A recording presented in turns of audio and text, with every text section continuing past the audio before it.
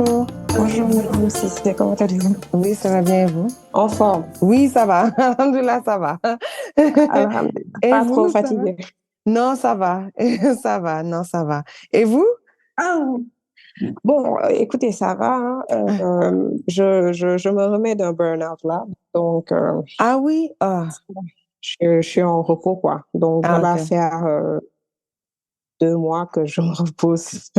Been there, done that. J'ai fait ça aussi, donc je sais ce que c'est. La porte est plus difficile à remonter, mais on y arrive quand même. On y arrive. Ouais, et surtout que moi, j'ai été têtue, j'avais déjà fait un burn-out. Donc, j'ai pas Wow. suivi les recommandations et j'ai Mm. rechuté, en fait.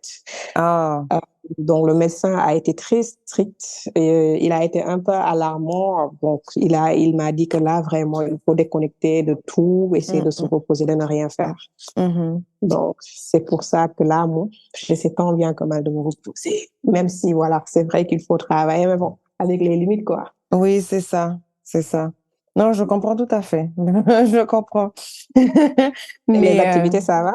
oui, ça va. Franchement, il n'y a pas à se plaindre.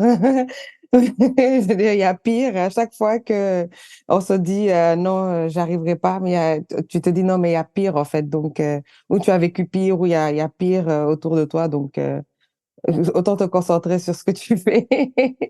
Et Oh, puis, I'm telling you, c'est non, le plus non, important, hein. c'est ça, ça va toujours aller dans tous les cas.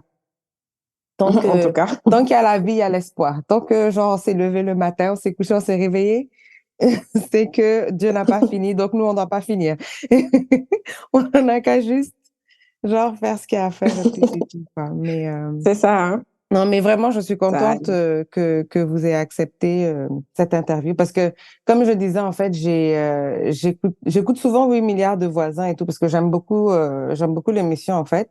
Et je suis tombée et, Mhm, en fait, c'est tellement drôle parce que j'ai fait une émission déjà sur l'argent, en fait, donc, que j'ai appelé l'argent dans tous les États, dans tous ces États plutôt.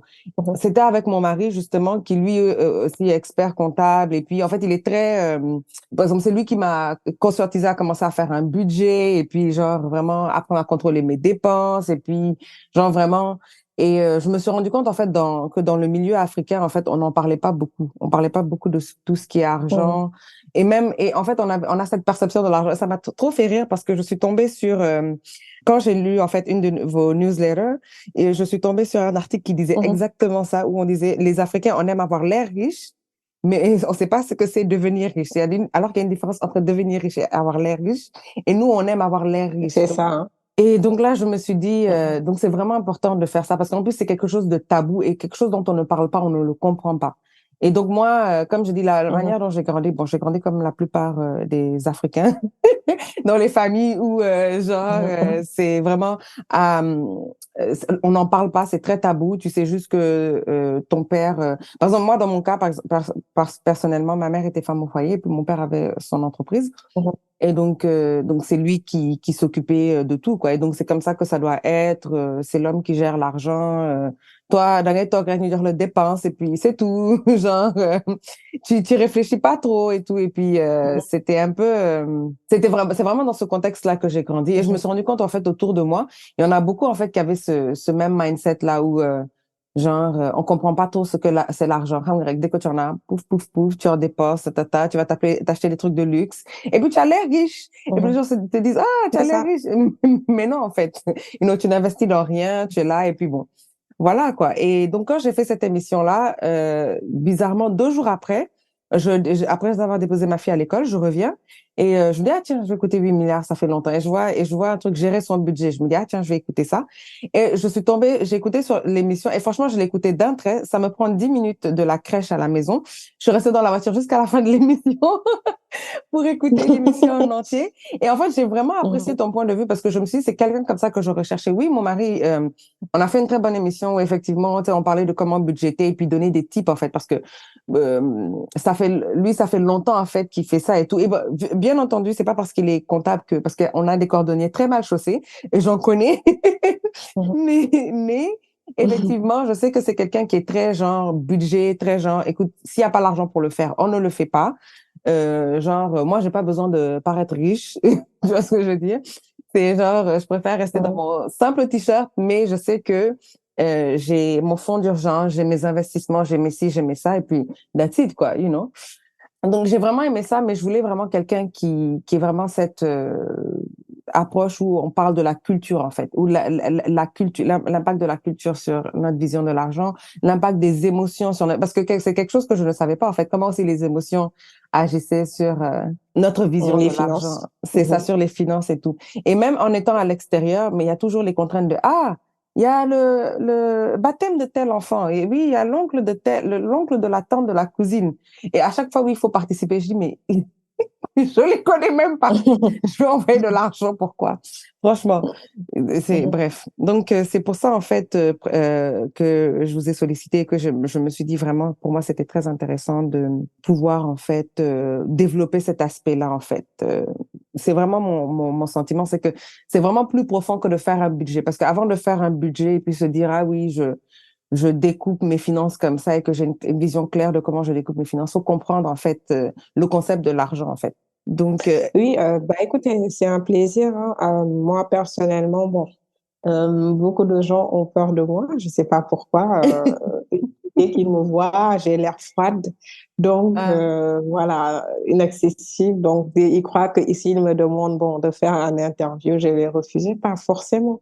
Des fois, c'est vrai que, bon, le timing n'est pas évident ou bien c'est je ça. suis pas forcément disponible. Mais moi, je crois qu'aujourd'hui, ça fait partie de mes missions, d'essayer tant bien que mal de collaborer avec ceux qui ont des plateformes ou bien des audiences respectives Mhm. pour partager. Donc, et ça, c'est du plaidoyer que je fais et c'est ma Mm. responsabilité, en fait, pour Mm. contribuer à la réduction de l'analphabétisme financier, mais surtout aussi de briser ce tabou dont vous venez de parler. C'est Parce ça. qu'aujourd'hui, je crois que nous tous, nous avons une responsabilité. Nous sommes une génération quand même assez consciente. Tout à fait. Voilà, je crois qu'il y a un mind shift qui est en train de se passer et c'est très positif. Je trouve que c'est très important. Mhm. Et il faut juste continuer comme ça et on va avoir quand même, je l'espère, voilà, une communauté quand même plus consciente, plus Mm. organisée. Parce que quand même, il y en a beaucoup hein, de coachs. Mhm.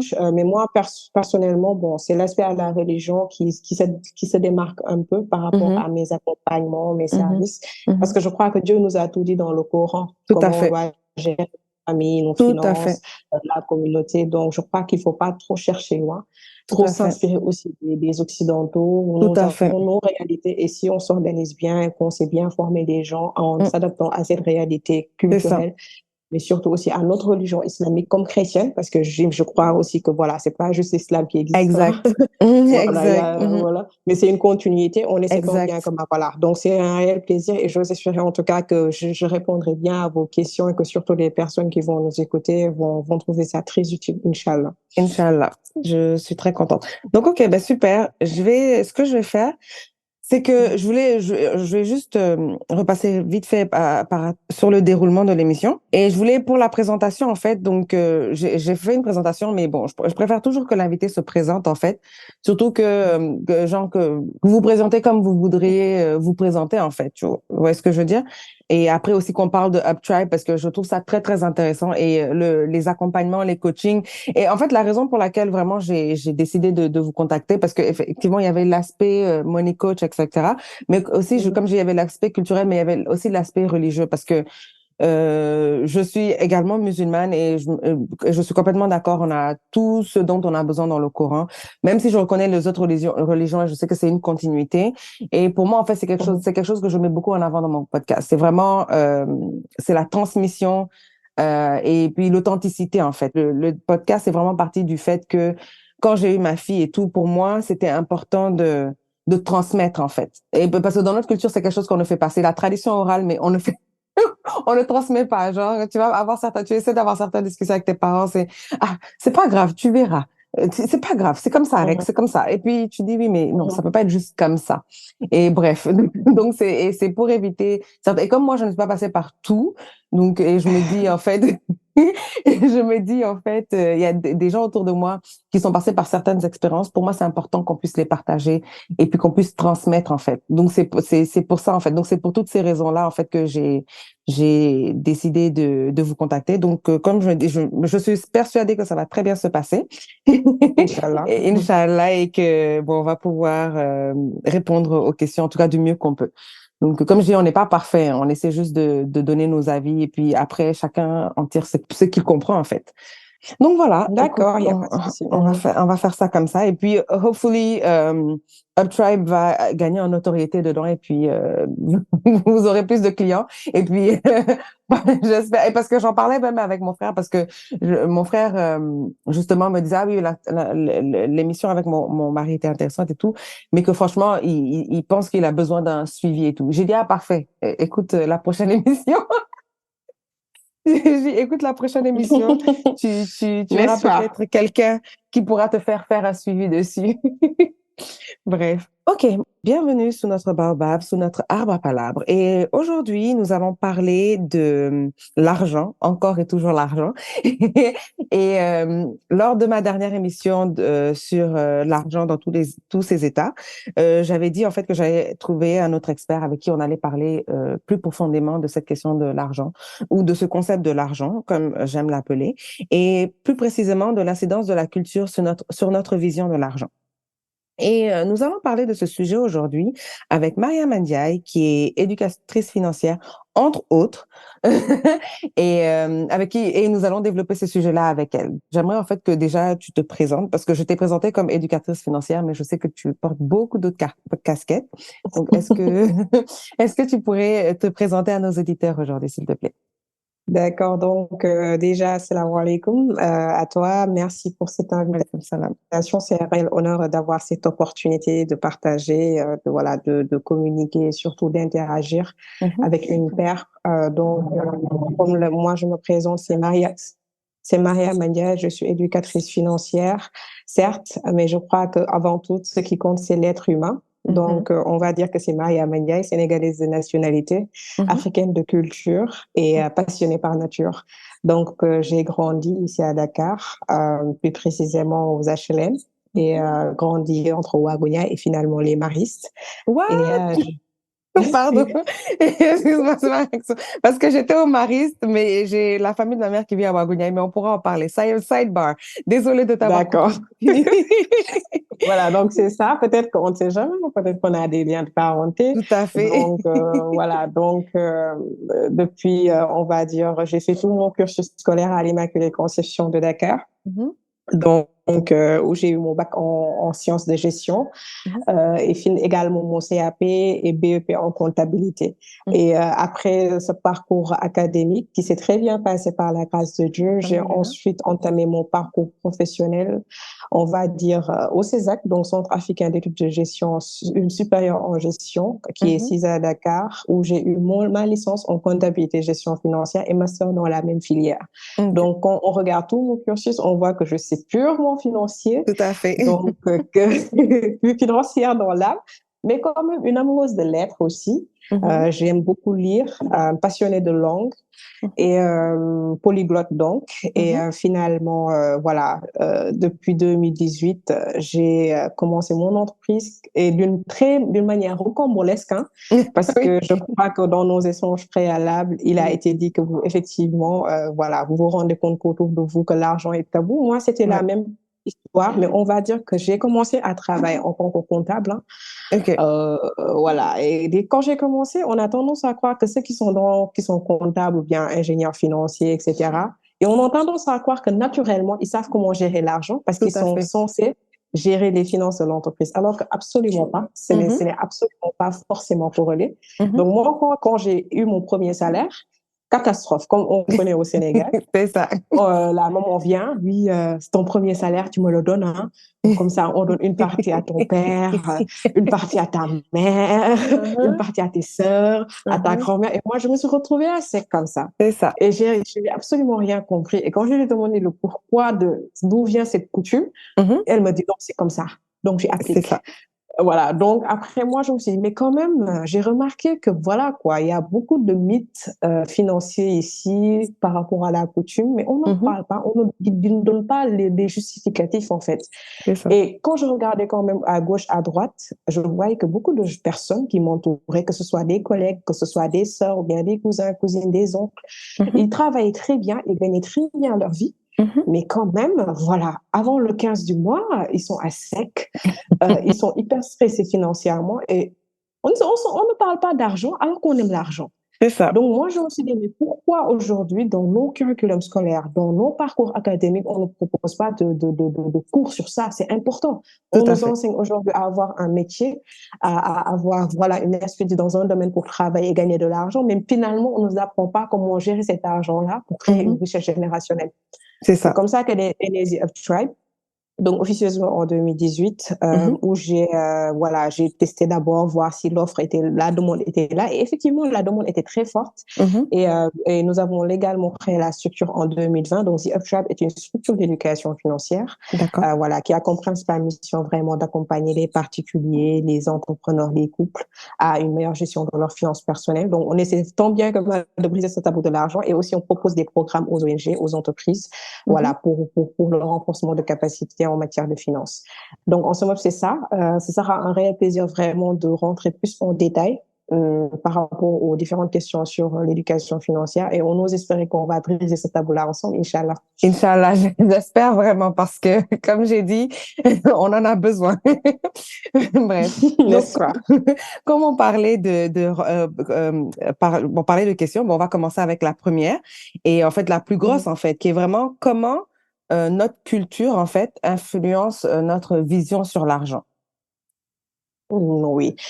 Moi, je dirais en fait que ça commence dès le bas âge. Mhm. Parce que nous tous, en fait, c'est quelque chose d'ailleurs que je mets tout le temps en exergue par rapport à mes accompagnements ou même quand je communique avec des personnes sur cette thématique-là. Mhm.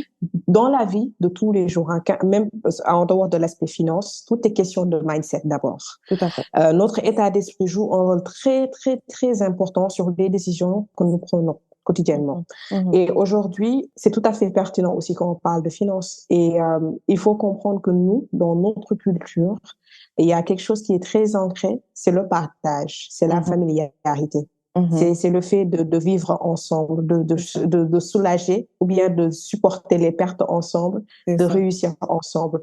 Et aujourd'hui, par exemple, toi, quand je te demande quel est ton état d'esprit par rapport à l'argent, ce que tu vas me répondre va forcément être différent de ma réponse à moi, tout simplement parce que nous avons éduqué par des personnes différentes. C'est ça. Nous avons grandi dans des environnements différents. Aujourd'hui, notre état d'esprit, donc, est la résultante de notre environnement et notre culture. Et Mhm. comment s'est façonnée, c'est à travers différents types de personnes. Tout d'abord, logiquement, les parents et les tuteurs. C'est ça. Nous tous, nous sommes nés dans des familles. Nous avons eu un père, nous avons eu une maman, comment dirais-je, une maman ou bien une grand-mère, un oncle Mhm. qui nous a éduqués. Mhm. Et il est assez clair, je crois que vous êtes mère, que Mhm. beaucoup les enfants, en fait, copient les habitudes, les comportements des parents, Ça me- si on y prête vraiment attention. C'est ça. Donc, si aujourd'hui, imaginons que dans le couple, l'un est épargnant, l'autre est dépensier, et là, on a tendance à dire que les filles sont plus proches de leur père. Mhm. Donc, si papa est dépensier et que l'enfant est tout le temps avec son papa, qu'est-ce qui va se passer? Elle va copier les habitudes de dépenses de son père. Tout Et à quand elle fait. va grandir, elle va pas comprendre ça vient d'où cette habitude-là, alors que c'était ancré dès le bas âge. La même Mhm. chose si elle était plus proche de sa maman qui est épargnante, elle va avoir des habitudes saines parce que Mhm. la maman va l'inciter peut-être à épargner ou bien elle va voir que sa maman chaque mois garde de l'argent, etc. Mhm. Donc ça commence comme ça. Mhm. Ça germe en tête à partir de l'âge de 7 ans. Dès Mhm. que les graines sont mises, après, qu'est-ce qui se passe? C'est la publicité et le marketing. Et vous le savez, nous Mhm. tous, en tant qu'enfants, on a été bombardés. Avant d'aller à l'école, on regardait des publicités de cornflakes, des publicités de Nintendo ou bien de téléphones de Barbie. Mhm. Et ça a été prouvé scientifiquement, ça joue. Et c'est ça, en fait, qui moule beaucoup de nos comportements d'achat impulsif. Mhm.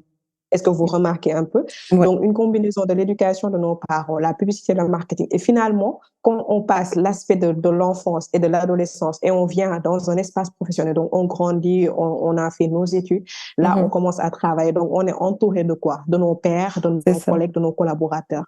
C'est Et ça. C'est ça.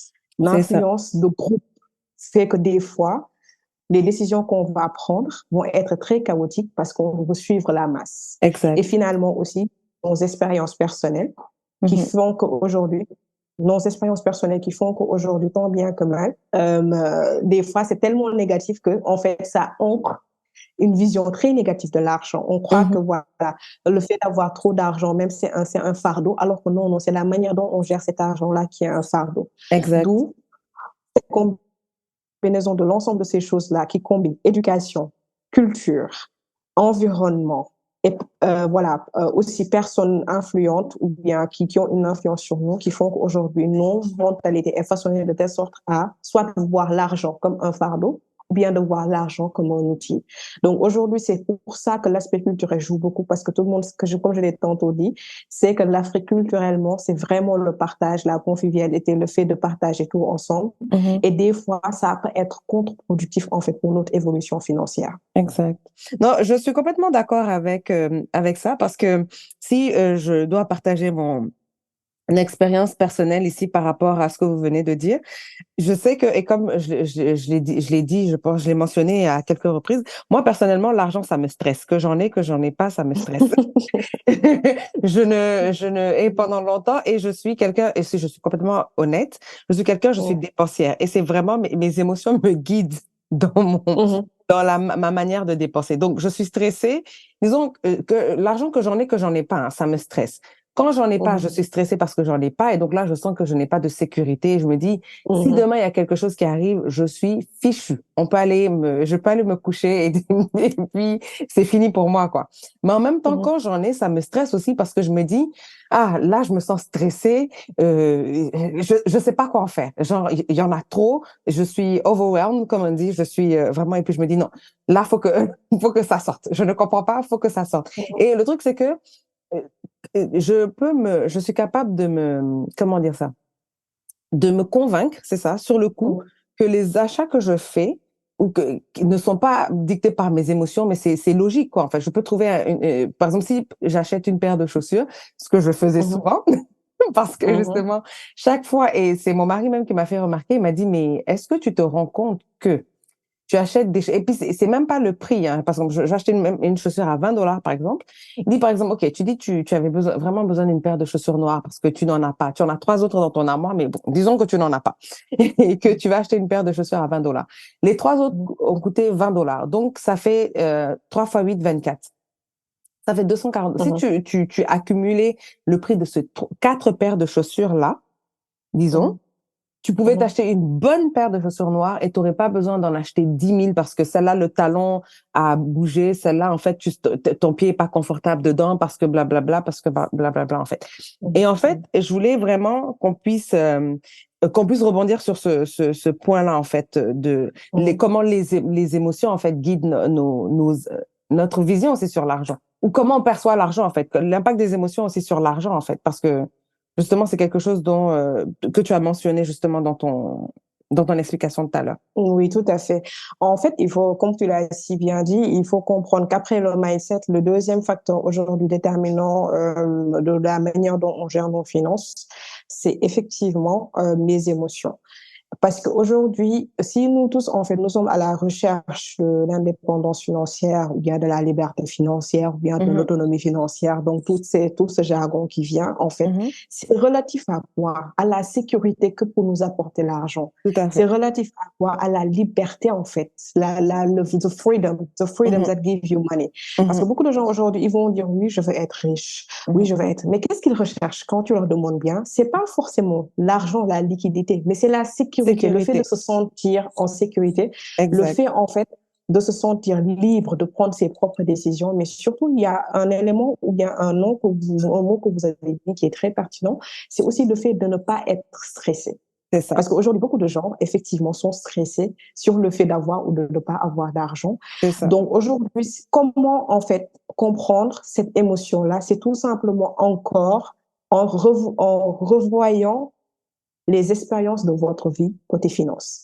Je m'explique. Parce que des Mhm, fois, récemment, par exemple, juste un exemple terre à terre, nous avons eu une session avec une cliente qui voulait se faire coacher et tout ça. mhm, Et à la fin de la session de diagnostic, elle a demandé à ce qu'on lui donne encore 10 minutes. mhm, Et j'ai compris où est-ce qu'elle voulait en venir parce qu'elle mhm. a compris à l'issue du diagnostic, en fait, elle avait plus un problème émotionnel même qu'un problème psychologique. C'est ça. Pourquoi? Parce qu'elle s'est rendue compte que quand elle était jeune, par exemple, Mhm. elle devait tout le temps se priver parce que C'est ça, elle était carrément dans un environnement pas forcément où ils avaient les moyens en fait de se faire plaisir et tout ça. c'est Et ça, ça la rendait triste. c'est Donc ça, elle voyait en fait sa maman voilà faire des sacrifices parce qu'elle a perdu son père très tôt. c'est ça. Donc elle voyait faire des sacrifices. Donc l'émotion liée, son émotion liée à l'argent, c'était la tristesse Mhm. parce qu'elle voyait sa mère se sacrifier. Donc, Mhm. elle, quand elle en avait, elle ne pouvait pas se sentir heureuse. C'est ça,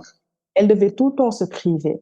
exact. Donc, raison pour laquelle aujourd'hui encore, de la manière dont il faut recalibrer son mindset, c'est la même chose qu'il faut, en fait, guérir de ces traumatismes financiers. C'est le bon terme que je cherchais. Mhm. On avait, soit au bas âge, même dans les expériences, hein, en étant adulte, pour Mhm. pouvoir, en fait, se détacher un peu et Mhm. voir l'argent comme un outil, mais pas quelque chose, en fait, tant bien que mal, qui doit prendre le dessus de nos émotions. Si on prend aussi l'exemple, je peux donner terre à terre des traders, ceux Mhm. qui investissent sur les marchés financiers, C'est ça. qu'est-ce qu'ils vont vous dire à chaque fois? Vous savez, il y a plusieurs stratégies d'investissement sur les marchés financiers. Mais l'une des clés qu'ils vont vous donner à chaque fois pour pouvoir bien réussir sur le marché financier, c'est la gestion des émotions. C'est ça. Pourquoi? Parce qu'il y aura des moments de vague où beaucoup de gens vont vous inciter à vendre, beaucoup de vagues où les gens vont vous inciter à acheter. Et qu'est-ce qui justifie ça, en fait? C'est ces deux types d'émotions. Mhm. Ce qu'on appelle great et Mhm. ce qu'on appelle fear, la Mhm. peur du marché, la peur de perdre ses profits, C'est ou ça. bien le fait de vouloir trop, gagner trop, en fait, C'est l'avarice. ça. Donc, d'où l'importance aujourd'hui de revoir aussi ces traumatismes. Parce que quand on est traumatisé, c'est une réalité, hein, où il y a beaucoup de traumatismes Tout à fait. financiers. Mhm. Quand on est traumatisé, en fait, on ne peut pas se détacher, on ne peut pas détacher le lien émotionnel qu'on a avec l'argent. Donc, il faut prendre le temps et c'est très douloureux. Je peux en attester parce que nous, des fois, quand on accompagne certains clients, voilà, des fois, il y en a certains qui pleurent et tout ça parce qu'ils se rendent compte qu'il y a beaucoup de problèmes qu'ils avaient internalisés ou bien C'est une ça. mauvaise vraiment vision émotionnelle par rapport à l'argent qu'ils avaient et Mhm. qu'ils auraient dû effacer ou bien qu'ils auraient dû guérir depuis longtemps, mais ça a stagné. Et depuis qu'en fait, qu'on a pu traiter cela, après, ils ont vu quand même une nette amélioration. Et ça va impacter sur beaucoup d'aspects, que ce soit par exemple sur les achats, que ce Mhm. soit par exemple sur la planification successorale, donc l'héritage, que C'est ce ça. soit même sur les investissements, que ce Mhm. soit également même sur la gestion des revenus et même comme pour les personnes mariées. C'est ça. Parce qu'aujourd'hui, beaucoup de couples, des fois, l'une des causes, je crois que c'est la troisième cause De de dire. divorce dans Mhm. le couple. C'est L'argent, le fait de ne pas communiquer sur cet aspect-là et tout ça, parce que chaque personne veut garder son cocon, voilà, son nid douillet, voilà, Mhm. une confidentialité. Alors Mhm. que voilà, quand on est en couple, je crois qu'il faut plus se cacher certaines choses. Et C'est tout ça. ça, c'est lié à quoi? À des expériences antérieures très négatives qu'ils ont eues et qu'ils ne veulent pas répéter. Donc, en ce moment, pour moi, vraiment, c'est le plus important, et je le répète à chaque fois, c'est d'abord, en matière de finances, de travailler sur son intelligence émotionnelle. Mhm. Et finalement, après là, vous pourrez travailler sur votre intelligence financière. OK. Donc, Donc, pour c'est moi, c'est comme ça que ce sera plus pertinent. OK. Donc, c'est d'abord travailler sur les émotions, donc comprendre d'où vient, Mhm. d'où vient nos traumatismes par rapport à l'argent, parce qu'on a tous des traumatismes par, par rapport à l'argent, quelle que soit la manière dont enfin, quelle que soit la manière dont on a grandi, c'est ça. Qu'on ait grandi dans Oui. l'opulence ou qu'on ait grandi vraiment dans la pauvreté, on a un traumatisme lié à ça. Et ensuite, Mhm. ensuite, c'est travailler son mindset, en fait, et commencer Tout à fait. à considérer l'argent plus comme un outil que comme quelque chose qu'on ne comprend pas, en fait, et puis qui nous... un fardeau, voilà, c'est le mot que je cherchais. Donc, OK. Et est-ce qu'il y a un troisième point, en fait? Donc, il y a les émotions, le mindset, et est-ce qu'il y a un troisième point par rapport à ça? Oui, moi personnellement, et je le dis à chaque fois, Mhm. c'est vraiment l'environnement ou bien les personnes qui nous entourent en fait. Mhm. Parce que voilà, nous sommes une société malgré et je dis pas malgré parce que c'est très bien en fait Mhm. d'avoir une famille, d'avoir vraiment des amis, un cercle social très intéressant, C'est mais ça. il faut savoir comment encadrer, il faut savoir comment mettre les limites parce que des fois beaucoup de problèmes financiers que beaucoup de personnes peuvent avoir sont Mhm. liés voilà, au fait de vouloir se faire valider par C'est ça. le cercle social. C'est ça. Donc, et moi, ce que je dis à chaque fois, c'est vous êtes la résultante de votre environnement et des personnes que vous fréquentez. Tout à fait. Donc, si vous êtes une personne qui épargne, bien qui est très intelligente côté finance et que quand même vous ne vous respectez, voilà, vous ne mettez pas de limites, Mhm. voilà, ou bien que vous êtes accompagné que de dépensiers, vous Mhm. allez sombrer.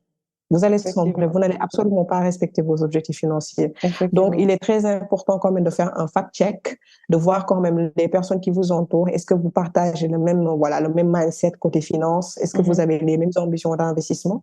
Mhm. Et voilà, ça vous permet aussi de savoir à qui parler de vos projets. Parce Exact. que, je le dis, des fois, vous allez remarquer, et je ne sais pas, ça peut vous arriver, hein, ou bien c'est déjà arrivé, vous vous asseyez en groupe d'amis, Mhm. voilà, vous êtes trois, ou bien vous êtes quatre, une Mhm. personne vient vous dit, OK, moi, je veux investir dans ça, ou bien voilà, j'ai fait des recherches sur ça, ça m'intéresse, je veux investir. Vous allez voir quelqu'un vous dire, mais toi, tu es fou, hein, Et c'est ça va ça. pas, pourquoi tu veux investir? Mais parce que vous n'avez absolument pas la même mentalité. Donc, Mhm. encore l'intelligence émotionnelle vient. Il ne faut pas parler de vos projets en fait à des personnes avec qui vous ne partagez pas forcément les mêmes valeurs financières ou bien la même vision financière, parce que Mhm. ça peut vous couper court et voilà, vous allez perdre en fait un peu, un peu le fil ou bien Tout être à fait. démotivé, alors que l'investissement, c'est la seule voie vers la liberté financière. Exact, exact. Et puis, moi, j'ai l'exemple parfait parce que vous étiez en train de parler, puis j'écoutais, et j'étais en train de faire le parallèle, ce que je fais souvent, entre mon mari et moi. Et l'environnement, lui, par exemple, comme je disais, c'est vraiment lui qui m'a, parce que ça fait 16 ans maintenant Mhm, qu'on est ensemble. Ça fait 12 ans qu'on est mariés. mhm, Non, 11 ans qu'on est mhm. mariés, 16 ans qu'on est ensemble. Je pense que c'est le bon nombre. Mais, mais effectivement, c'est quelqu'un. Et là, je me disais, mais comment. Et je pensais aux émotions et comment il a grandi. Il était très proche de sa mère qui travaillait, mais qui était aussi commerçante on the side. Et Mhm, et c'est avec elle qu'il a commencé à apprendre à gérer l'argent utiliser l'argent comme un outil, comme ce que vous disiez. Et donc, c'est quelqu'un, il est très, comme je dis, il est très carré dans sa gestion de l'argent, c'est quelque chose qu'il comprend. Et effectivement, c'est quelqu'un depuis petit, comme vous, en fait, ou dans tout son cursus, ça a vraiment été finance, finance, finance. mhm, Depuis le début. Donc, vraiment, c'est quelque chose qui le passionne clairement. Et en fait, et je faisais la comparaison avec moi effectivement, j'étais proche, disons oui, de ma mère, mais mhm, mais j'ai pas eu ce sentiment ou cette éducation de épargner ou truc. C'est vraiment comme vous expliquez, aider. Il faut mhm, aider, il faut partager, etc., etc. Et mhm, ce qui fait que en fait, mon environnement a changé effectivement quand justement je me suis mariée et quand la question des finances est arrivée dans le couple, bien entendu, et qu'il fallait là mhm, apprendre à gérer les finances parce que clairement, on s'est rendu compte que on n'avait vraiment pas la même vision de l'argent et que mhm, effectivement, moi, je suis fâchée, j'achète des chaussures, je suis heureuse, j'achète des chaussures. mhm. Mais lui, c'était vraiment pas, c'était comme, mais qu'est-ce que tu fais? Je ne comprends pas. Il faut vraiment qu'on en parle. Et donc, je pense en fait qu'on est vraiment, en fait, plus je vous entendais parler, plus j'étais en train de faire les parallèles dans ma tête. Et en fait, ça a vraiment beaucoup de sens, en fait. Il y a Tout beaucoup à de fait, choses tout que je à fait. réalise. Ah oui, en fait, c'est ça, en fait, parce que moi, on me le dit à chaque fois que je parle avec une personne, même si c'est pas dans le cadre d'un accompagnement, hein, Mhm. on me dit qu'on a plus même avec toi on a l'impression de faire un coaching de vie, en fait. C'est ça. Parce on a comme l'impression qu'on est en train de creuser plus profondément, en fait. On se rend pas Exact. compte qu'en fait, ce sont des problèmes internes que nous avons, que nous devons d'abord régler avant de parler Exact. de finances. Et tant que ces problèmes-là ne sont pas réglés, en fait, qu'importe voilà, les ambitions qu'on peut avoir ou bien l'organisation qu'on peut mettre en place, ce sera très compliqué d'évoluer sur l'aspect financier. Donc, effectivement, en fait, et c'est ça l'objectif, c'est-à-dire d'avoir ces discussions-là, c'est de vous permettre quand même d'avoir cette introspection, voilà, d'avoir, voilà, de regarder un peu en arrière et Mhm. d'essayer tant bien que mal vous de vous retrouver et de voir en fait quelles seraient les stratégies pour corriger peut-être voilà les petits traumatismes ou bien les petites erreurs qui sont toujours ancrées dans votre mindset pour pouvoir reshifter ça et avancer sereinement quoi. Ah, mais ça, c'est vraiment super. Vraiment, je suis vraiment, parce que là, je réalise beaucoup de choses. Je me dis, yeah! Je pense que, ouais, même si, et le pire, en fait, c'est que je pensais, enfin, le fait d'acheter des chaussures quand ça fait très, très franchement, au moins 4 ou 5 ans que je ne le fais plus. Je suis un peu plus consciente dans mes finances. Mais avec cette conversation, je me rends compte qu'en fait, j'ai encore beaucoup de lacunes et effectivement, il y a encore un gros chemin à faire. Donc, il faut qu'on parle. Mais, Right. bon, mais pour le moment, continuons sur cette entrevue. Donc, maintenant qu'on Mhm. a parlé de ces 3 piliers-là, j'ai envie de les appeler, donc l'émotion, le mindset et puis l'environnement, qui, Mhm. en fait, influencent notre vision sur l'argent.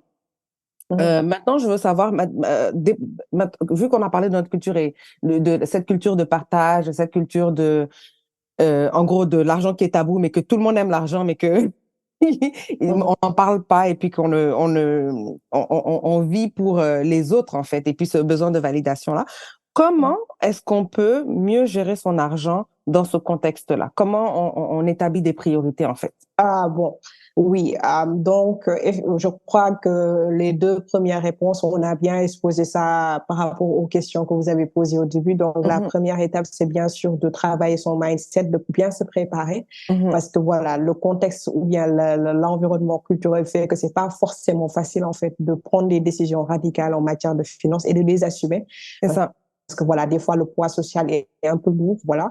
Et également, en deuxième lieu, travailler sur son intelligence émotionnelle. Donc, être très clair, être très précis et savoir comment gérer ses émotions tant bien que mal pour pouvoir, voilà, atteindre ses objectifs financiers. Mhm, En troisième lieu, quelque chose qui est de très important, et je le répète encore, et je crois que je l'ai dit en préalable aussi, c'est mhm. vraiment de savoir, comment dirais-je, on va dire, gérer ou bien poser des limites. Et c'est ça qui pose problème là. Moi, je crois que ça, c'est le socle même de beaucoup de problèmes. Mhm. Donc, et quand je dis poser des limites, c'est avec nous-mêmes d'abord. Et D'accord. quand je dis avec nous-mêmes, c'est comprendre que voilà, je gagne 200 000, Mhm. je dois vivre comme une personne qui gagne 100 000. Donc, vraiment vivre au-dessous de ses moyens. Mais en Afrique, c'est vraiment le contraire. On a cette manie de vivre trop au-dessus de nos moyens. Et Mhm. donc, ce qui nous fait entrer, ou bien entrer indirectement comme directement dans le cercle vicieux de l'endettement. C'est Donc, ça. il faut comprendre déjà à apprendre voilà, à vraiment apprendre au-dessous de ses moyens. Et en quoi faisons? En apprenant à budgétiser. Donc, D'accord. quand je dis budgétiser, c'est faire une répartition, déjà savoir ce qu'on gagne. Parce Mhm. que des fois, bon, il arrive qu'on n'a pas une seule source de revenus. Mhm. Donc, ça dépend. Il y en a d'autres aujourd'hui qui vont avoir une seule source de revenus et ça me permet de mettre le pouce là-bas.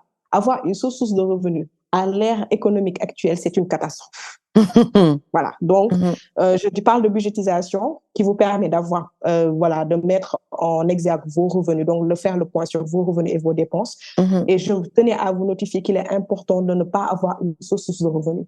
C'est Donc ça. aujourd'hui, j'incite beaucoup de gens qui nous suivent donc à mettre ça ou bien de garder ça en tête. Si aujourd'hui vous êtes à une source de revenus, Mhm. faites des efforts parce que l'inflation qui ne cesse de monter nous Mhm. prouve qu'à chaque fois que voilà, un salaire ou bien une source de revenus, c'est très dangereux pour Tout vous. à fait. Et également après faire un état de vos dépenses. Et quand je fais dire faire un état de vos dépenses, c'est tout d'abord quelles sont mes dépenses fixes, les dépenses incompressibles, quelles sont mes dépenses variables, donc les dépenses qui peuvent varier selon la consommation, quelles sont mes dépenses discrétionnaires du moins ou occasionnelles. Et d'habitude, je le dis, il est très difficile peut-être, certes, de faire des efforts sur les dépenses fixes, Mhm. mais il est très possible de faire un effort sur les dépenses variables et occasionnelles. Parce que les dépenses variables, des fois, c'est linké à votre consommation. Vous C'est savez que, ça. par exemple, la facture de courant, bon, je dis n'importe quoi, ça dépend, en fait. Pour certains pays, des fois, la facture est fixe, pour d'autres, c'est variable C'est à la ça. consommation.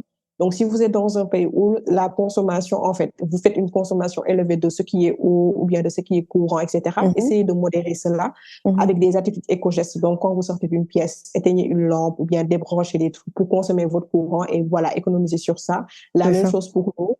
La même chose aussi peut-être pour l'essence, etc. Des choses que vous pouvez contrôler. Et Mhm. aussi, surtout, les dépenses discrétionnaires, faire beaucoup d'efforts sur ça. Quand Mhm. je dis dépenses discrétionnaires, c'est vraiment les dépenses d'envie qui me redirigent Ouais. encore sur la thématique distinguer ses besoins de ses envies. Toi, Mhm. Jainaba, est-ce que tu sais distinguer tes envies de tes envies de tes besoins? Je pense que tu as ma réponse. On a good day, on a good day, on a bad, Bah, écoutez, on a tu bad, rigoles bien parce que tu sais que c'est ça vrai. veut dire. Parce que tu sais que tu es en zone trouble là. Ah oui, non, mais là, là. j'ai des problèmes. Euh, mais en fait, moi, ce qui me fait mal dans cette histoire, c'est que franchement, je me tapais sur le dos en me disant, mais Jenaba, ça y est, hein, voilà. Mais en fait, c'est comme si tu partais, je suis partie de -5, je suis arrivée à 0, là. C'est pas parce que j'ai fait aucun progrès. Aïe, aïe, aïe. Allez, il faut qu'on règle ton cas, toi, hein? Vraiment. Ça devient grave, Critique. là, hein? Critique. Aïe, aïe, aïe, aïe, aïe. Non, on va gérer ça. Il faut. Est-ce que tu n'as toujours pas répondu à ma question, hein? Est-ce que je sais faire la différence entre mes envies et mes besoins? Bon, Ah on oui. a good day, donc un jour, un bon jour comme ça, oui, quand tout va bien, oui, là, je sais te dire, OK, ça, je sais que j'en ai besoin et ça, j'en ai pas besoin.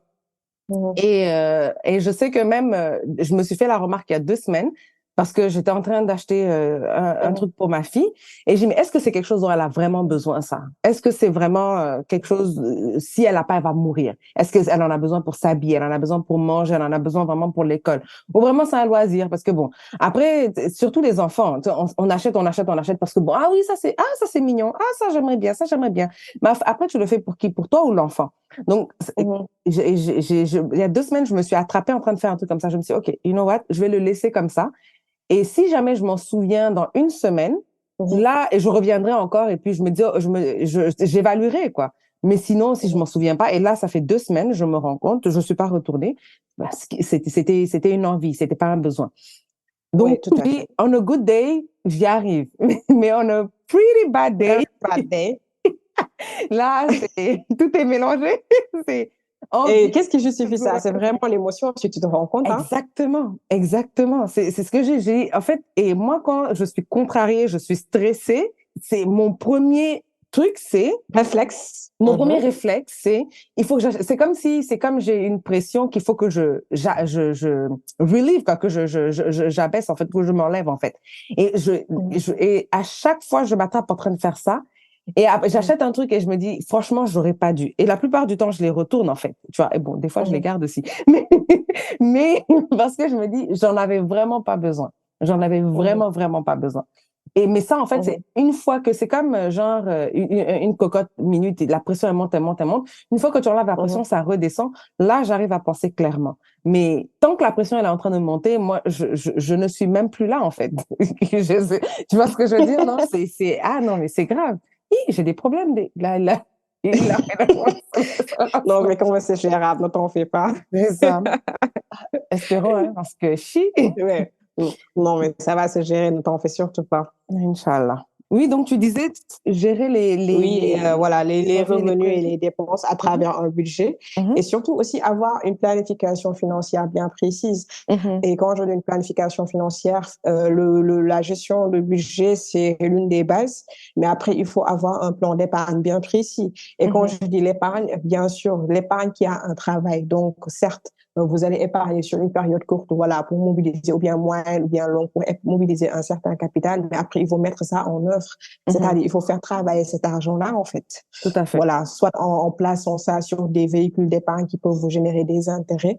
Bon, Mhm, j'oublie entre guillemets intérêts parce que voici, il y a des personnes qui vont me dire oui, mais la riba et tout ça. mhm. Il y a des options en fait islamiques qui existent maintenant sur le marché et c'est à C'est ça. vous d'aller vers l'information et voilà et également commencer à investir. Et quand je dis investir, ça n'a pas forcément intérêt à être trop compliqué. Est-ce que vous Mhm, voyez un peu? Certes, c'est vrai que voilà, pour certes, l'investissement, ça peut être compliqué quand on voit que oui, on te dit oui, il faut investir dans un fonds commun de placement. Oui, il faut investir, je sais pas moi, dans l'agro-business. Oui, il faut investir mhm. dans l'immobilier. Mais il faut commencer quelque part. C'est ça. Et moi, je le dis à chaque fois, quand vous devez commencer à investir, commencez sur des choses sur lesquelles vous pouvez avoir le maximum de contrôle possible. Mhm, N'est-ce pas? Donc aujourd'hui, mhm, soit vous pouvez investir dans une activité qui vous passionne, mhm, voilà, que vous maîtrisez ou bien voilà, qui peut rapporter rapidement du cash flow, ou mhm, bien vous pouvez faire des placements vraiment sécuritaires. Et quand je dis placements sécuritaires, il y a plusieurs types de placements. Il y a mhm, des placements bancaires, il y a des placements assurantiels, donc l'assurance vie, il y a mhm, les placements boursiers et mhm, finalement il y a les placements immobiliers. Donc vous avez une matrice de 4 placements où vous pouvez voir par rapport à chaque type de placement, c'est quoi le plus sécuritaire et injecter sur votre argent là-bas quand même pour débuter bien suivre, voir si ça vous génère quelque chose et au fil du temps, vous réinvestissez vos dividendes ou bien vos plus-values et Mhm. vous allez bénéficier sur le long terme de ce qu'on appelle l'intérêt composé ou bien en anglais, the compound interest. C'est ça. Parce que ça se cumule et c'est Mhm. ça l'investissement. Il faut vraiment miser sur le long terme. Mhm. Voilà. Et voilà, faire la distinction entre le trading et l'investissement. Je C'est le dis ça. à chaque fois. Le trading, c'est un métier. Il y a des gens qui en font un métier et Exact. voilà, eux, c'est le court terme qu'ils misent, alors que l'investissement, c'est vraiment sur le long terme et vous misez sur Exact. plusieurs classes d'actifs. Et puis, Des actifs qui sont vraiment, voilà, mhm. immobiliers ou bien mobiliers ou bien des actifs alternatifs. Mhm. Right? Donc, c'est comme ça C'est que ça. ça se passe. Et sur cette base-là, vous allez voir que vraiment, vous allez vous en sortir pas à pas. Et bien Mhm. sûr, conjuguer ça à de la patience, de la persévérance et de la discipline. Et ça, Mhm. malheureusement, c'est des compétences que vous seul, vous pouvez avoir. C'est ça. Personne ne peut vous inculquer ça si vous n'avez pas cette bonne volonté, en fait. Tout à fait. En ce moment, ce serait mes conseils vraiment pour déjà remettre en ordre vos finances personnelles. Ah, super. En fait, vous avez pas même pris de l'avance sur mes questions, mais on pourra revenir sur les conseils de manière plus succincte. Moi, en fait, je voulais juste, en fait, qu'on donne quelques exemples là maintenant. Par exemple, on va prendre l'exemple parce que il y a toutes sortes, j'ai toutes sortes d'auditeurs, des étudiants, des nouveaux travailleurs ou des gens de vie de carrière, puis des gens qui ont des familles. Genre, soit ils viennent d'avoir un enfant, ils étaient en couple, ça allait bien, ils viennent d'avoir un enfant, donc bien entendu, les finances changent, ou bien c'est effectivement des gens qui n'ont jamais compris qui ont des familles, mais qui malheureusement n'ont jamais pu bien gérer leurs finances en fait. Donc Mm. c'est un peu dans tous les sens en fait. Donc est-ce que il y a des outils que vous pourriez donner pour ces gens-là, par exemple, des trucs simples en fait, Mm. comme on disait tout à l'heure, mais juste pour pouvoir commencer, parce que à un moment donné, il faut commencer quelque part. Donc, Right. quel type d'outils pour mieux gérer ses finances ou d'exemples de type d'outils que vous pourriez donner en fait? Oui, en fait, sur le marché, hein, quand on va sur les App Store ou bien Google Play Store, il y a énormément d'applications. Donc ça, c'est vraiment au goût du consommateur parce Mhm. qu'aujourd'hui, nous, des fois, des clients vont venir nous dire, oui, j'utilise ça, mais après, on se rend compte que malgré qu'ils utilisent ces outils-là, en fait, it's always a mess, ça n'évolue C'est pas. ça. Donc, moi, je me dis que voilà, le plus important au préalable, c'est d'abord de développer une bonne aptitude à gérer, avoir cette volonté, avoir cette conscience financière, cette clarté. Et voilà, je crois qu'il y a beaucoup d'offres hein, ces agrégateurs d'applications. Mhm. Voilà, je peux recommander, mais je crois que bon, je laisserai la liberté aux auditeurs d'aller faire leurs propres recherches pour les Mhm. motiver maintenant, voilà, à voir si vraiment ils veulent changer leurs finances. C'est ça. Maintenant, nous, certes, Mhm. The Uptribe, en fait, aussi, nous avons nos outils en interne que nous proposons à notre clientèle. C'est Donc, ça. nous avons des outils, en fait, bien qu'on a conçus en interne Excel, pour Mhm. ceux, en tout cas, qui sont bien à l'aise en Excel. Mhm. Donc, on leur partage ça. Donc, Excel aussi, c'est un excellent outil hein, pour débuter Ah, vraiment. c'est ce qu'on utilise. Voilà, Mhm. en général, pardon. J'ai dit oui, c'est ce que j'ai envie de dire. Allô? J'ai dit oui, allô, j'ai dit c'est ce qu'on utilise nous, genre c'est moi qui utilise, c'est ce que mon mari utilise. C'est Donc, ça. Mais quand même, mais voilà, mais quand même, des fois, en fait, il y a des personnes qui ne sont pas trop Excel. En c'est fait, ça, parce qu'il faut savoir, il y a plusieurs types d'apprentissage ou il y a plusieurs types d'intelligence. Il y a c'est des ça, personnes, en fait, qui ont une intelligence visuelle. Il y en a ceux qui ont c'est une ça, intelligence auditive, d'autres qui ont une intelligence, voilà, verbale, c'est etc. ça, Donc, par exemple, aussi, il arrive que nous formons, par exemple, des cibles informelles. c'est Et ça. dans ce cas de figure, vous savez qu'on ne peut pas leur donner un téléphone, Bien voilà, entendu. ou Mm, bien, mm, voilà, un Excel. Donc, mm. on prend un cahier simple qu'on peut Mhm. acheter à la boutique C'est et ça. on lui montre comment budgétiser avec ce cahier-là chaque mois, ou bien chaque Mhm. jour, ou bien chaque semaine. Mhm. C'est des choses que nous faisons. Donc oui, nous avons des outils en interne que nous Uptribe proposons. Je peux inciter aussi les gens à aller rechercher sur Play Store, voilà, ou bien App Store. Il y en a vraiment qui sont intéressants, Mhm. selon bien sûr votre pays, hein, parce que je C'est crois qu'il ça, y a des applications aussi par pays. c'est Et ça, voilà, et ça peut vraiment vous aider sans pour autant oublier le minimum d'éducation financière ou bien voilà, l'éducation financière de base que vous devez avoir. C'est important pour c'est ça. pouvoir suivre, utiliser ces outils-là. Parce que ça ne sert à rien de bombarder son téléphone d'outils aussi et de ne Mm. pas utiliser ça. Tout à fait. Je suis un exemple parce que effectivement, si je prends mon exemple encore, la première fois que mon mari m'a dit, bah, tiens, on va faire un budget. Et donc, il fallait répertorier toutes mes dépenses. Et puis que là, bien entendu, je suis allée sur mon compte, la liste de comptes. Et puis, parce que bon, En fait, le truc aussi, c'est que je me rends compte qu'avec la carte, là, c'est Mhm. pas, les cartes, c'est pas bon. Ça, je suis l'exemple parce que ça passerait, que ça passe, ça passe, ça passe, ça passe, ça passe. Et tu te rends pas compte, en fait. Donc, tu gères mal, en fait, ton Mhm. truc. Et en fait, quand je faisais j'ai répertorié mes dépenses et on est allé regarder dans comment, les flux de mon compte, en fait, c'est toujours des petits montants, $5, $10, $20, $15, $5. C'est toujours des petits montants, à part les gros montants, donc les postes obligatoires, genre le loyer, l'eau, l'électricité, etc. C'est toujours des petits montants qui sortent comme ça, en fait, et tout. Et donc, on s'en rend jamais compte parce qu'on se dit, ah, c'est juste $5, c'est juste $10. Donc, mais alors que c'est des petits montants qui s'accumulent, en fait. Et ça m'a pris longtemps avant de pouvoir commencer un budget parce que chaque fois, j'ai difficilement trouvé ma méthode, en fait. Et donc là, en fait, je Mhm. pense que, bon, j'ai plus ou moins trouvé la méthode où effectivement j'ai différents comptes et en fait, en fait, dès que je fais des virements automatiques, donc dès que ça arrive, ça va là, ça va là, ça va là, ça va. Donc, à la fin, là, s'il me reste $50 dans mon compte, si je passe la carte et la carte, elle passe 2 fois qu'il n'y a plus rien, ben écoute, il n'y a plus rien. Tu vois ce que je veux dire? Mhm. Mais c'est difficile, mais c'est comme ça, en fait. Parce que même, je suis quelqu'un, j'écris beaucoup. En fait, quand je Mhm. veux faire si j'écris pas, mais taper sur le téléphone, ça marche pas, sur l'ordi, ça marche pas. Et même à l'école, Mhm. genre, tout le monde avait son ordi. Moi, j'avais encore mon cahier, mon stylo et tout, parce que c'est comme ça, en fait, que j'intègre les trucs. Donc, mais pour budgétiser ça, comme ça ne marche pas. C'est bizarre. Donc, c'est vraiment l'histoire de faire un compte avec plusieurs comptes rattachés et des Mhm. virements automatiques et savoir que, bon, écoute, quand c'est fait après 2 semaines, donc après les 2 premières semaines, première paye, Mhm. il me reste, disons, $100 dans mon compte. J'ai $100 pour le restant des 2 semaines. Donc, si Mhm. tous les jours, je fais 5, 10, 5, 10, 5, 10, 5, 10, et puis que avant la fin de la semaine, le $100, il est fini, ben écoute, c'est fini, hein. On passe à autre chose maintenant. Tu vois ce que je veux dire? Donc, c'est vraiment ça. Et en fait, moi, personnellement, c'est quelque chose que parce que tout le temps aller aussi dans les applications, parce que je sais qu'il y en a qui aiment ça, genre aller dans les applications et tout. Personnellement, c'est quelque chose qui me fatigue. Genre parce que je m'en Mhm. souviens pas et puis c'est une question d'habitude en fait parce que j'ai l'impression que c'est une nouvelle Mhm. habitude qu'il faut. Donc déjà tu es en train de développer une nouvelle habitude pour budgétiser, mais tu es en train de Mhm. développer une nouvelle habitude sur une nouvelle habitude parce qu'il faut que à chaque fois tu te rentres dans cette discipline de dire j'ai dépensé à la fin de la semaine je fais mon budget parce qu'une semaine et ça aussi c'est une autre difficulté, c'est chaque semaine qu'il faut Mhm. s'asseoir et faire un bilan de la semaine en fait.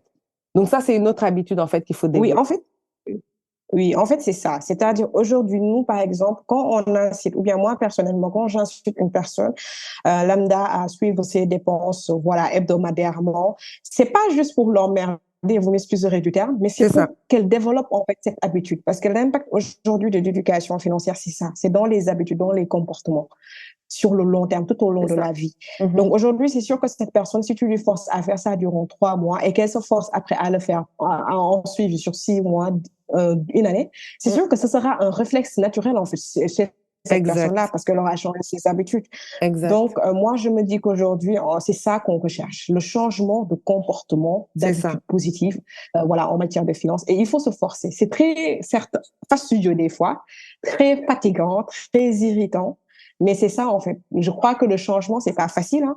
Non, Qu'importe que ce soit dans plusieurs aspects, le changer, c'est difficile c'est parce que difficile, c'est oui. une remise en question à faire. Exact. C'est le fait d'assumer que voilà, nous sommes la cause peut-être de ce qui nous arrive et tout ça. Mais il faut en fait crever l'abcès pour pouvoir avancer. Et d'où l'utilité vraiment de faire ces efforts-là, quoi. Exactement.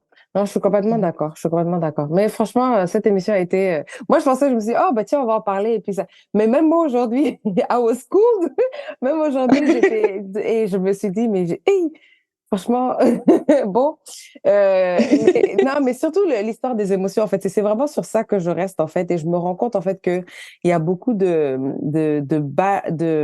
mauvaises habitudes, en fait, que j'ai créées qui viennent, en fait, de ce truc-là, en fait. Comme on dit, des traumas que je traîne jusqu'aujourd'hui, en fait, et tu te rends pas compte, en fait, mais vraiment, tout est lié. Tout est vraiment lié. Mhm. Donc, Mariama, en tout cas, merci pour ça. Et donc, comme je disais, bah, tu nous as devancé un peu sur les conseils, mais est-ce que tu pourrais revenir, donner quelques derniers conseils parce qu'on tire vers la fin de cette émission. Donc, est-ce que tu pourrais donner encore quelques conseils Tu sais, juste de manière succincte à nos auditeurs sur Bon, tout ce dont on a parlé. moi, je vais juste se dire, hein, en général, voilà, d'être indulgente avec vous-même. Mhm. Quand je dis être indulgent, c'est de comprendre que voilà, les causes ont fait que peut-être nous n'avons pas reçu cette éducation financière-là, mais Mm. également sortir de la mentalité de victime. C'est C'est-à-dire ça. aujourd'hui, à l'ère d'Internet, à l'ère où il y a énormément de coachs qui sont très professionnels ou bien de planificateurs financiers très professionnels, il faut absolument éviter de se dire oui, mais on m'a pas appris ça, oui, mais on non, ça suffit. Mhm. Conscientisez-vous. Maintenant aussi, allez vous faire former. C'est ça. Vous avez 100 euros, vous avez 1000 euros.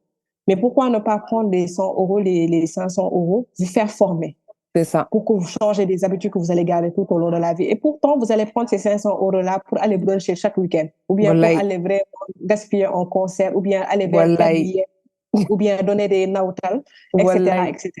Mm. Donc, aujourd'hui aussi, fixez vos priorités. Get your mind straight. Know what you want. Mhm. Sachez vraiment ce que vous voulez concrètement, en fait. Vraiment. Mhm. Est-ce que c'est comme ça que vous voulez continuer à dépenser sur des futilités? Parce que le temps, ça passe. Aujourd'hui, moi, je Exact. le dis, de la vingtaine à la trentaine, c'est crucial. À la Exact. vingtaine, on découvre réellement. Parce que quand nous, en Afrique, quand on est enfant jusqu'à 17 ans, 18 ans, on a Mhm. reçu une éducation, on a été prouvé. Mais c'est à partir de Exact. 20 ans qu'on découvre le monde réel. Donc, on se fait notre propre vision. On commence à mouler Exact.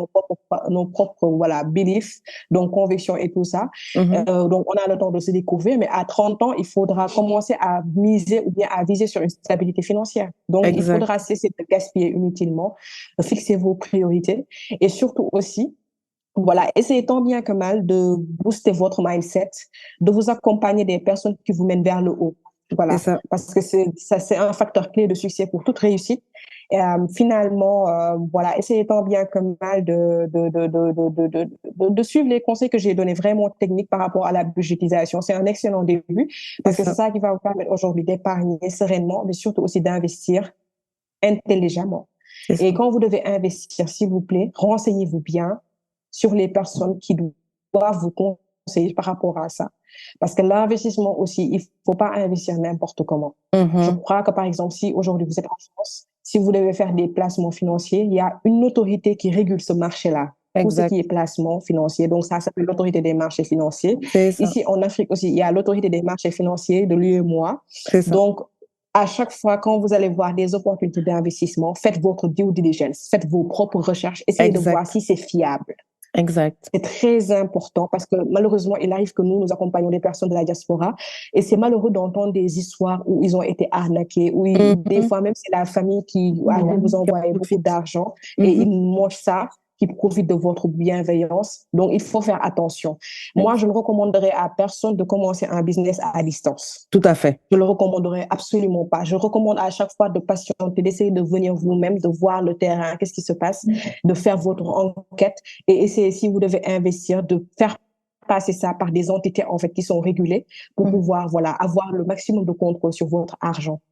Parce Tout que à fait. des fois, c'est vraiment des cas extrêmes quoi. Mhm. Beaucoup des gens ont passé toute leur vie, 20 ans, 40 ans de travail, envoyer de l'argent. On se rend Mhm. compte Mhm. au pays on a acheté notre argent Mhm. à la fenêtre, mais c'est incroyable. Ah oui, non, mais C'est c'est douloureux, c'est très incroyable. douloureux, ouais. Et oui, il y a l'argent aussi, il faut le dire, ça détruit des familles, hein. Ah oui.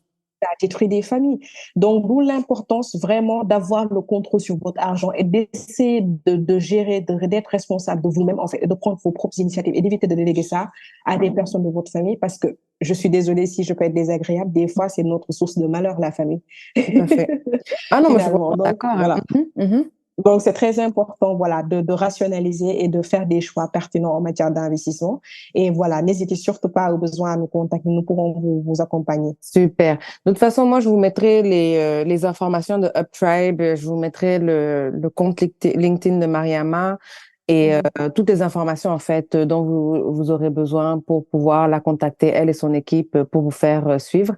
Parce que, comme je l'ai dit, je le redis et je ne cesserai de le répéter, il faut vraiment, en tant qu'Africains, il faut vraiment que nous changions notre manière de voir l'argent, le concept de l'argent. L'argent, c'est un outil et comme Mariama l'a si bien dit, sortir de ce sentiment de victime.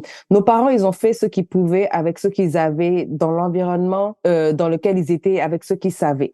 Et ça nous a emmené jusque là où on est. À partir de là, c'est à nous aussi de nous prendre et nous emmener à un autre endroit. Et je suis désolée, comme moi, je l'ai toujours dit, j'ai dit, moi, mon héritage, c'est le fait que mes parents m'aient mise à l'école. Donc, ce qui est dans ma tête, c'est pas, on pourra jamais me le prendre parce que quel que soit le coût de la vie que j'ai, je pourrais utiliser ma tête pour pouvoir m'en sortir. Donc, vraiment, c'est vraiment sortir de ça et commencer à apprendre, utiliser l'argent, en fait, comme un outil et développer ces generational wealth dont on a besoin parce que c'est ça qui fait la différence entre une personne lambda et puis une autre, en fait. C'est vraiment, et comme je dis, par exemple, parce que c'est vrai que, comme j'ai mon mari, lui, generational wealth, et oui, toi, tu as tellement d'argent que même tes petits-enfants sont safe, sont set for life. On n'en est pas encore. C'est pas ce qu'on cherche, mais il faut commencer quelque part. Si moi, j'ai assez d'argent, aujourd'hui, j'arrive à changer mon mindset et travailler sur mes émotions et changer ma perception de ce concept de l'argent-là, mes enfants déjà partent déjà d'une autre étape, en fait. Et donc, ça, c'est le legacy que je leur laisse, en fait. C'est vraiment l'héritage que je leur laisse, en fait. Tout à fait. Et donc là, ils pourront s'en servir et puis eux, construire autre chose, en fait. Donc, ça doit être ça, notre generational mindset. Generational mindset. Generational wealth, en fait, qu'on doit commencer à build. Donc, vraiment, Mariama, je te Effectivement, hein, generational mindset also. We have to break the cycle. Ça, c'est vrai. Le cycle, c'est le mindset d'abord. Effectivement. Effectivement, ça c'est très vrai. Parce que oui, justement, en brisant le cycle, justement, on s'ouvre des opportunités qu'on ne connaissait pas en fait, et on fait des choses dont on ne se savait pas capable. Donc, effectivement. Donc, en tout cas, je te remercie beaucoup, Mariama. Vraiment, c'était très édifiant. Comme j'ai dit moi-même. Je sens que I'm in trouble when I was I'm telling you, you have to check yourself. En tout cas, j'espère vraiment que cette émission vous aura édifié, tout comme moi ici. Et je vous dis à très bientôt sur le Baobab. Merci encore, Mariama. Je t'en prie, ce fut un plaisir. Merci à tout le monde et à très vite, Inch'Allah.